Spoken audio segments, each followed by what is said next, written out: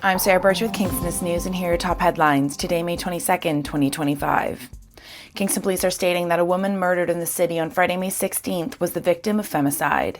The Kingston Police Force held a press conference on Tuesday, May 20th to discuss a homicide that took place in the city's West End and specifically called the killing a femicide. This is the first time KPF has used the term, which recognizes the killing of a female or female-presenting person because of their gender. The main entrance to Kingston General Hospital will be closed for repairs next week, according to KHSC. Patients, families, visitors, and staff were notified that the Kid Davies main entrance on Stewart Street at the KGH site will be closed for repairs from May 26th to 31st. For additional information about parking locations, visit the KGH website. A contentious piece of provincial legislation has raised the ire of environmentalists and municipalities across Ontario, including Kingston.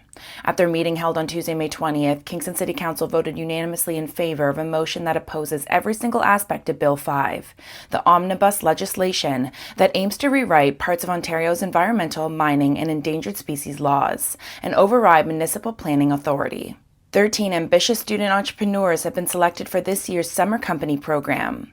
Funded by the Government of Ontario and delivered by the local Economic Development Agency, the program empowers young entrepreneurs aged 15 to 29 with essential business training, mentorship, and funding to launch and operate their own summer businesses. Thanks to a new web-based app, public safety and security announcements from the Kingston Police Force are now instantaneously available. Kingston Police are now using Alertable to send emergency alerts and daily community notices for facilities, roads, parks, schools, various municipal services, and other potential hazards. Over the next 10 years, the City of Kingston aims to improve the accessibility of playgrounds throughout the city by launching a new playground accessibility plan.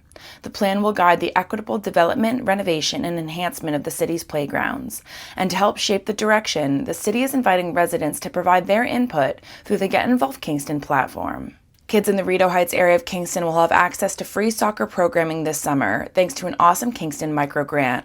The $1,000 grant went to a pitch entitled Rideau Heights Youth Soccer, a program offered by Kingston Community Health Center. With the money, they plan to purchase trophies for the participants who attend the final tournament, which will also feature a free barbecue and drinks.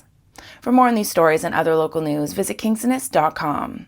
Use my code SarahB2025 for 10% off.